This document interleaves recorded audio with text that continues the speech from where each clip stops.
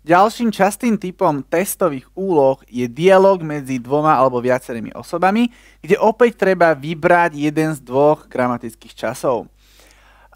This one is between Mom and Aladar. Mom hovorí: Aladar, you volačo all day long. Study znamená učiť sa, študovať, to poznáme. Treba si všimnúť príslovku all day long, čo znamená celý deň. Ešte stále to trvá, dej pokračuje a celý deň sa učí. You have been studying all day long, teda celý deň sa učíš. I think you should go out a bit, mal by si ísť na chvíľku von. It will do you good, teda určite by ti to spravilo dobre.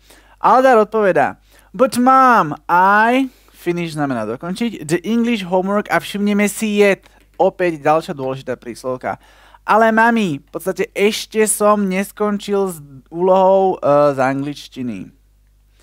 Haven't finished the English homework yet. Ak tam dám yet, musím tam dať zápor napriek tomu, že v zátvorke sa nenachádza slovičko not. Na to pozor. And you know, niečo, get some bad marks lately. Všimneme si lately. Lately znamená nedávno, v poslednej dobe. Get znamená dostať. Bad marks sú nejaké zlé známky. And I want to improve them. A snaží sa ich opraviť. Have got some bad marks lately. Teda dostal v nedávnej dobe zlé známky a chce si ich opraviť. Nemôžem sem dať present perfect continuous, lebo zaujíma ma ten výsledok. Koho čo? Some bad marks. Teda nezaujíma ma ako dlho, ale čo som dostal. V takom prípade dávam present perfect simple.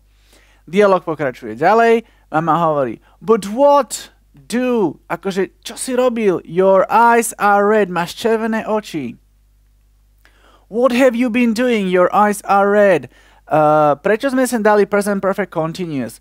Jeho oči sú práve v tom momente červené. Ešte stále vidíme nejaký priamy dôkaz niečoho, čo prebiehalo. A v takom prípade používame present perfect continuous, keď tam dej síce môže byť už skončený, ale skončil veľmi nedávno, ešte stále vidíme konkrétne priame následky a práve vtedy teda dáme present perfect continuous. Aladar odpovedá: Cry znamená plakať. I have been crying because, teda v podstate plakal som, prečo? Because listen to sad songs, lebo som počúval nejaké smutné piesne. I have been listening to sad songs. Prečo je jeho odpoveď v present perfect continuous? V prvom rade preto, lebo otázka bola v danom čase a v angličtine väčšinou platí, v akom čase je otázka, v takom čase je aj odpoveď. Okrem iného, a druhý dôvod, stále máte červené oči a túto aktivitu vykonával tesne predtým, teda v podstate ledva je dokončená. Preto dáme present perfect continuous. Mama hovorí: Poor you, ty si taký chudáčik. Anyway, write 2 letters. Napísala som 2 listy. Do you think you could post them for me tomorrow? Myslíš, že by si to mohol poslať zajtra na pošte?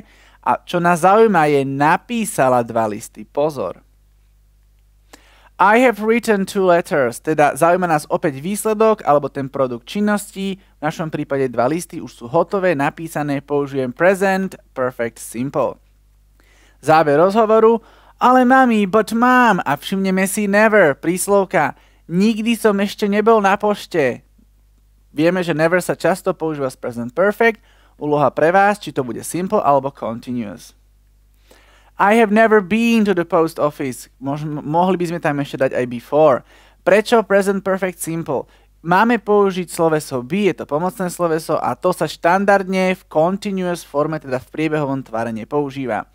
Mama odpovedá: I know, viem, a refuse znamená odmietať. Viem, že odmietáš ísť na tú poštu a všimneme si for weeks, teda je to trvanie, niekoľko týždňov už odmieta tam ísť.